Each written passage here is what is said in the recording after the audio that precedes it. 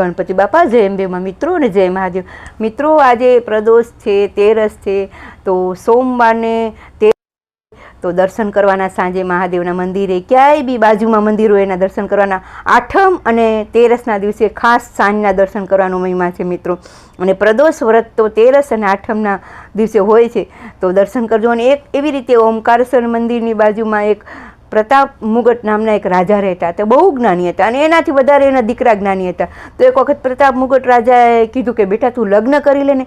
ત્યારે એને પોતાની આગળની બધી એને જ્ઞાન હતું, પોતે કયા કયા જન્મ લીધા હતા એ બધા જ્ઞાન એને કીધું પિતાજીને કે પિતાજી મારા અનેક વિયોગ થયા છે, અનેક માતાને ત્યાં ગર્ભમાં હું રહ્યો છું, અનેક સ્ત્રી સાથે મિલાપ થયો છે અને સ્ત્રી સાથે વિયોગ પણ થયો છે. તો એટલા મને જન્મ એટલા યાદ નથી.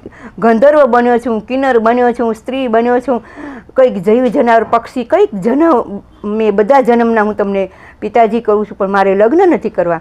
ત્યારે એના પિતાજી કહે છે કે મને બેટા આટલા જન્મને તું તારામાં જ્ઞાન છે તો આ બધું મળ્યું ક્યાંથી તને?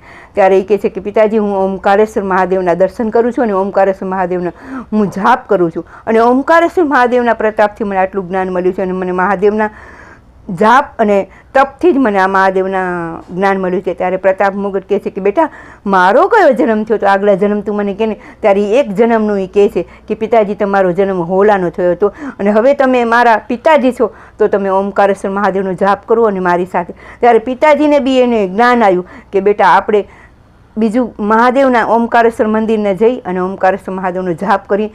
હું એમને નથી બોલતી મિત્રો, આ ઓમકારેશ્વર મહાદેવની બાજુમાં આ એક વાર્તા છે, વાત છે, એ હું શિવપુરાણની અંદર જોઈને વાંચીને કહું છું. હું મોઢે કીધેલી વાત નથી કહેતી મિત્રો. જો મારો વિડીયો સારો લાગ્યો તો શેર કરજો અને ખૂબ ખૂબ ધન્યવાદ છે, ખૂબ ખૂબ આભાર છે. અને ઓમકારેશ્વર ને 12 જ્યોતિર્લિંગની વાત છે એ મારી યુટ્યુબમાં મેં કીધેલી જ છે મિત્રો. અને જો ઓમકારેશ્વર મહાદેવના દર્શન કરશું તો જન્મ સફળ થશે. અને એ પ્રતાપ મુગટ અને એમના દીકરાને જ્ઞાન હતું એટલે એ અગલા જન્મનું કહી ચૂક્યા.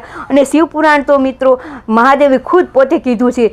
કાર્તિક ભગવાને કીધું છે, નારદ ઋષિ કીધું છે, નંદીએ કીધું છે, સનત કુમારે કીધું છે, વ્યાસ મુનિને. મિત્રો જો મારો વિડીયો સારો લાગ્યો હોય ને તો શેર કરજો અને ખૂબ ખૂબ ધન્યવાદ છે, ખૂબ ખૂબ આભાર છે. આવો વિડીયો જોતા રહેજો, લાઈક કરજો અને મહાદેવ બધાની રક્ષા કરે. અને આઠમ અને તેરસના દિવસે દર્શન કરવા જરૂર જાજો અને લાઈક કરજો મારો વિડીયો મિત્રો. ખૂબ ખૂબ ધન્યવાદ. જય મહાદેવ, જય ગણપતિ બાપા.